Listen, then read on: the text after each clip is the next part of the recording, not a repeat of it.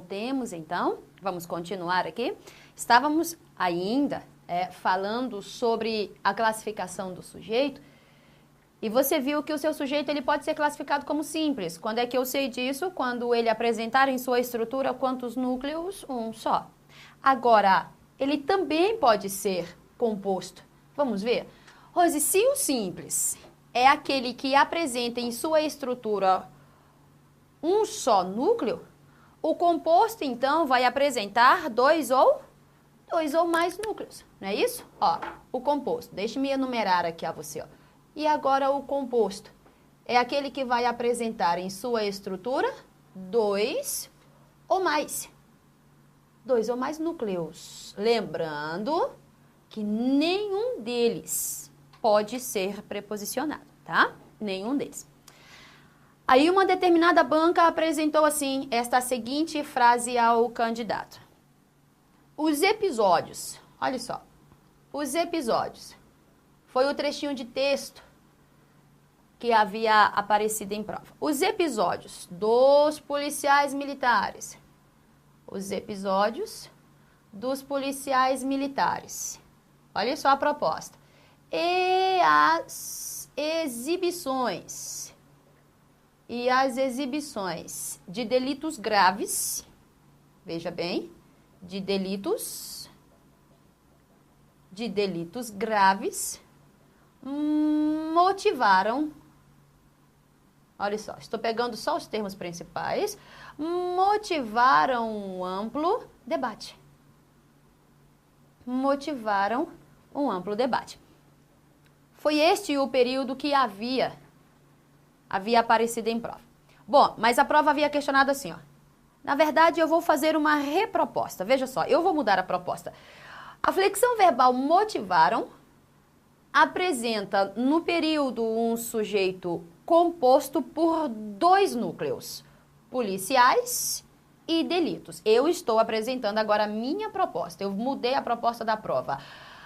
A flexão verbal motivaram apresenta no período um sujeito composto por dois núcleos, policiais e delitos. E aí, gente, você marcaria o quê? Certo ou errado o item? Eu não sei. Mas eu sei o seguinte, a partir do verbo, eu posso encontrar os termos que a ele estão subordinados, o sujeito e o complemento. Então, vamos lá. De acordo com a interpretação, diga-me, por favor, o que foi que motivou esse amplo debate? O que você diria? Os episódios dos policiais militares e as exibições de delitos graves. Ó, tudo isso motiva um amplo debate, então tudo isso é o seu sujeito. Mas pense bem comigo, ó, por mais que você não perceba qual é o foco do autor, qual é o foco aqui do período apresentado. Você olharia para policiais e jamais chamaria isso daqui de quê? De núcleo de sujeito. Mas por quê, Rose? Porque você está vendo que acompanhando policiais, você tem uma o quê, galerinha? Você tem uma preposição. Gente, eu vou falar de novo. Eu falei anteriormente a você, eu falo novamente. Dos não é preposição. Isso já foi questionado em prova. Dos não é preposição. Dos é o resultado da contração de uma preposição mais um determinante. Então, olha a sua preposição aqui, ó. Núcleo de sujeito preposicionado, mas jamais, isso não é núcleo. Rose, então qual é o núcleo aqui? O que foi que realmente motivou um amplo debate? Foram esses episódios, ó, foram os episódios que motivaram. Eu já encontrei pelo menos um núcleo dentro desse sujeito. Agora, a minha outra proposta, chamar delitos núcleo, também não. Por que não? Olha aqui a preposição. Olha aqui a preposição.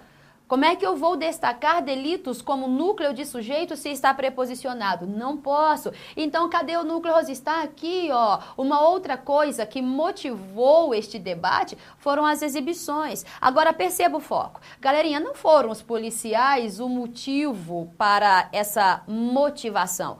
Na verdade, essa motivação foi causada pelos episódios. Foram os episódios que causaram a motivação, foram as exibições que causaram essa motivação, não foram os delitos. Se os delitos não fossem exibidos, não haveria a motivação.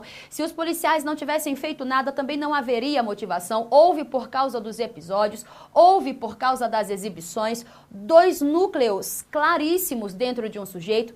Se você tivesse apenas um núcleo, o seu sujeito seria classificado como simples.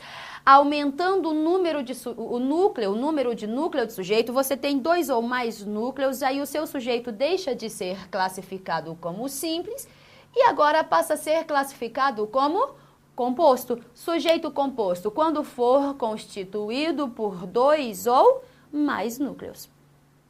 Entendeu isso, gente? Tudo bem? Olha aí que legal. Tá? Pronto. Sujeito simples. Quando for constituído por um só núcleo. O composto. Quando for constituído por dois ou mais. Legal isso, não é, gente? Tá? Agora vamos à terceira classificação. Deixar o quadro quietinho, assim, senão acaba derrubando. Agora vamos à terceira classificação. Meu sujeito pode ser simples, meu sujeito pode ser composto. Eu tenho uma terceira que também muito simples. O meu sujeito pode ser oculto. Oculto é aquele mesmo que você conhece como elíptico, ó. Ou ainda você o chama sujeito desinencial. Sujeito oculto, elíptico, desinencial. Gente, só são três formas diferentes de você mencionar a mesma ideia, a mesma coisa. Sujeito oculto pode ser chamado oculto, pode ser chamado elíptico, pode ser chamado desinencial, pode ser chamado implícito, subentendido. Ah? O importante é que você perceba o que isso significa. Sujeito oculto, Rose, é aquele em que o sujeito em si, ele não aparece escrito, ele não está escrito, só que você consegue de alguma maneira determiná-lo. Então eu vou escrever assim, ó, não está escrito, ó, não está esse tipo de sujeito, não está o que é escrito, ó, não está escrito, mas pode ser determinado, mas pode ser determinado, mas pode ser determinado no período. É isso, só não está escrito, a diferença é essa. O sujeito não está escrito, mas ele pode ser determinado. Como assim ele pode ser determinado? De alguma maneira você vai saber exatamente do que se trata ou de quem se trata. Sabe? Caiu em prova, por exemplo, este período aqui, ó. Olha aí, ó. Éramos três velhos amigos. Éramos três velhos amigos na praia quase deserta. Na praia, como eu vou escrever aqui, eu vou continuar aqui, ó. Na praia quase deserta.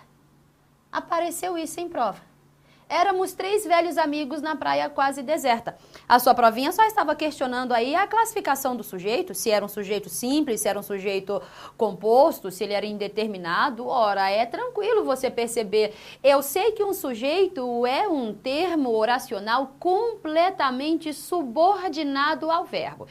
Eu sei que o meu sujeito, ele só existe se existir o verbo. Então, eu quero encontrar o sujeito, nada melhor do que eu ir direto ao verbo. Então, olha só, éramos é sua flexão verbal. Aí você acaba questionando pela interpretação e pela questão da subordinação ao verbo, eu vou perguntar e você vai tentar me responder daí. Quem era, gente, esses três velhos amigos nessa praia quase deserta? Quem era esse amigo ou quem eram esses amigos? Ah, éramos nós. Olha só, que legal. Seria isso a sua resposta. Nós éramos esses três velhos amigos. É mesmo, Rose, ó. Éramos. Só podemos ser nós. Só podemos ser nós aqui, ó. Nós éramos. Ah, tudo bem? Então, eu tenho o sujeito, ó. E é tão legal que você encontra, inclusive, o núcleo desse sujeito. Olha aqui, ó. Você encontra, inclusive, o núcleo. Se eu tivesse de escrever esse sujeito, eu encontraria quantos núcleos? Um só. Você pode, inclusive, chamar esse sujeito de sujeito o quê? Simples. Se você o escreve, você encontra só um núcleo. Agora, ele não está escrito, você não está vendo aqui, ó, nós éramos, ele não está escrito. Não está escrito, mas você o reconhece. Não está escrito, mas você pode determinar. Não está escrito, mas está determinado. Ah, tá. Então, ele simplesmente é um sujeito que é simples, mas está o quê? Oculto. Olha aí. Sujeito simples oculto. Ah, Rose, ele também pode ser classificado como simples? Pode, olha aqui quantos núcleos. Claro que pode. Ele poderia ser classificado como composto também, ele só não... Num outro período, claro, eu estou falando do sujeito em si. Ele poderia, o sujeito oculto, ser classificado como composto? Sim, num outro período em que apresentasse 2 núcleos? Claro que sim. Só que quando ele não está escrito, mas está claramente determinado, ele é considerado, além de simples ou composto, um sujeito o quê? Oculto. Rose, não gosto da palavra oculto, chame elíptico. Rose, não gosto nem de elíptico, chame desinencial, mas você vai precisar perceber uma dessas classificações. Tudo bem? Ok? Agora eu vou a um quarto tipo de classificação bastante interessante e que aparece muito na sua prova, que é o caso do sujeito indeterminado. Vamos lá, sujeito indeterminado. Existem 2 regras para o sujeito indeterminado, mas primeiro vamos entendê-lo. Aqui, ó, número 4, sujeito indeterminado. Olhe lá, sujeito indeterminado. Ah, Rose, como é que eu encontro este sujeito? Bom, primeiro vamos aqui entendê-lo. O sujeito indeterminado é aquele que você não pode ou às vezes não quer deixar claro ao seu leitor exatamente de que ou de quem se trata. O sujeito indeterminado, você não consegue apontar para o ser que pratica uma determinada ação. Sujeito indeterminado, você não quer identificar o ser que pratica uma determinada ação. Ou você não pode, ou você não quer deixar claro ao seu leitor qual é o ser que está praticando a ação apresentada pelo verbo, tá? Ou passando pelo processo verbal, tudo bem? Então, Rose, você disse que são 2 regras. Exatamente. São 2 regras para você identificar o sujeito indeterminado. Mas veja bem, a fim de que você entenda melhor essas 2 regras, eu vou fazer o seguinte, eu passarei agora apenas uma dessas regras a você, tá? E depois você vai entender por quê. Eu passarei apenas uma e num próximo encontro, em outras aulas, eu passo a segunda regra. Por quê? Questão de lógica de estudo. Depois você entenderá. Mas, em princípio, eu quero que você entenda. São 2 as regras para a identificação de um sujeito indeterminado, tá? Agora, neste momento, passarei quantas? Uma só, a fim de que você realmente perceba com mais tranquilidade como é que funcionam essas regras, tá? Então, a primeira das regras, Rose, como é que eu sei que o meu sujeito é indeterminado? A primeira delas, a segunda eu passo em um outro momento, como eu já falei a você. Primeiro, o seu verbo, o seu verbo precisa estar flexionado na terceira pessoa para que o seu sujeito possa ser identificado ou classificado como indeterminado. O verbo da oração precisa estar na terceira pessoa do plural. Olha o primeiro aqui, do plural. Rose, só isso? Não. Do plural, olha só, continuando. Sem referência. Sem referência. Terceira pessoa do plural, sem referência. Olha aí, se o meu verbo está flexionado na terceira pessoa do plural, e não interessa qual tempo, gente, se o verbo está flexionado no passado, pretérito, se é presente, se é futuro, se é o modo indicativo, se é o modo subjuntivo, gente, não interessa. O que interessa é que o seu verbo esteja flexionado na terceira pessoa do plural e esteja sem qualquer referência para o ser que pratica essa determinada ação. Se apareceu sem referência, você pode apostar aí no sujeito indeterminado. Mas aí eu vou mostrar para você direitinho como é que isso funciona. Quer ver só?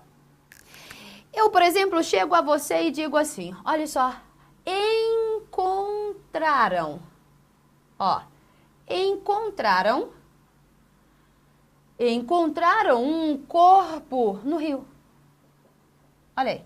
Rose, encontraram um corpo no rio. Você chega a mim e diz isso. Rose, eu li no jornal que encontraram um corpo no rio. Eu simplesmente vou perguntar a você, amigo, quem foi que encontrou esse corpo no rio? Ah, Rose, foram eles. Eles quem? Pense bem comigo, poderia ter sido uma única pessoa e você está me dizendo eles. Não, não é assim que se analisa. Veja, se você fizesse a mesma pergunta a mim, Rose, quem foi que encontrou o corpo no rio? Aí eu simplesmente diria assim a você, olha amigo, olha, de uma coisa eu tenho certeza, olha, alguém encontrou o corpo. Quem? Não sei. Alguém encontrou o corpo no rio. Se alguém encontra este corpo no rio, eu tenho sim um sujeito. Se alguém encontra, eu tenho um sujeito. Agora, eu não consigo apontar, eu não consigo dizer de quem se trata, eu não consigo precisar o ser. Em outras palavras, eu não consigo ou eu não quero determinar este ser que encontra ou encontrou este corpo no rio. Se eu não quero ou eu não posso apontar para este ser e aqui não fica claro a mim exatamente de quem se trata, o meu sujeito só pode ser o quê? Indeterminado. Olha só, o meu sujeito só pode ser indeterminado. Rose, quem é que encontra o corpo? Ah, sei lá, mas de uma coisa eu tenho certeza, alguém encontra. E se alguém encontra, existe sim um sujeito. Mas como eu não sei precisar, não sei determinar, sujeito indeterminado. Ah, mas fica mais fácil também você perceber assim, ó. Olha o verbo. Encontraram. O seu verbo está flexionado na terceira pessoa do plural. E detalhe, sem referência. Sem referência? Eu não sei quem é que pratica a ação de encontrar esse corpo. Se está na terceira pessoa do plural sem referência, o sujeito só pode ser o quê? Indeterminado. Você quer ver? Talvez você esteja pensando, mas que diacho de referência é essa, gente? Eu não consigo entender. Vou mostrar para você. Vou mostrar, eu vou colocar outro exemplo e você entenderá. Mas antes de eu colocar outro exemplo, entenda isto aqui, ó. O seu verbo está flexionado na terceira pessoa do plural. Mas em algum canto do seu texto, não estou dizendo da oração em si, em algum canto do seu texto, existe uma referência para quem pratica a ação? Então agora pense assim, ó. O sujeito indeterminado não pode ser mais. Se existe uma referência, agora eu tenho de classificar o sujeito ou como simples ou como composto. Lembrando que esse simples e esse composto também podem estar ocultos, tá bom? Mas encontrei a referência, então eu já tenho de pensar, indeterminado não pode ser mais, porque o indeterminado, ele precisa apresentar um verbo na terceira pessoa do plural, sem qualquer referência. Rose, neste período aqui, ó, eu encontrei o verbo na terceira pessoa do plural. Ah, que ótimo. Só que existe essa referência. O sujeito é indeterminado? Não mais. Agora, ou ele será simples, ou ele será composto. Indeterminado nunca. Agora, que referência é essa? Vou explicar para você. Vamos fazer aqui um paralelo. Vou colocar um outro período para você pensar comigo aqui, ó. Fazendo um paralelo com encontrar um corpo. Quer ver? Vou apagar isto aqui e vou colocar a você um outro período para que você entenda. Se nós falássemos assim, os policiais, olha aí, ó, os policiais e o corpo de bombeiros, ó, de bombeiros fizeram uma busca. Fizeram uma busca pelo rio. Ok, ó, ponto. Continuemos. Nele, ou seja, no rio, nele encontraram um corpo.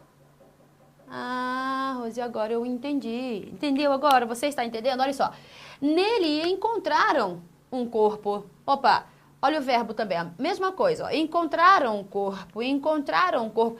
Aqui o seu verbo também está na terceira pessoa do plural.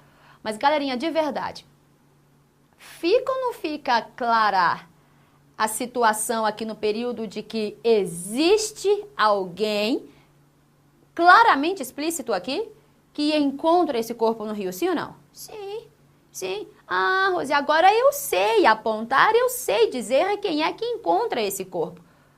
Quem é que encontra esse corpo no rio? Olha a referência aqui, ó. Olha a referência. Os policiais e o corpo, até aqui, de bombeiros.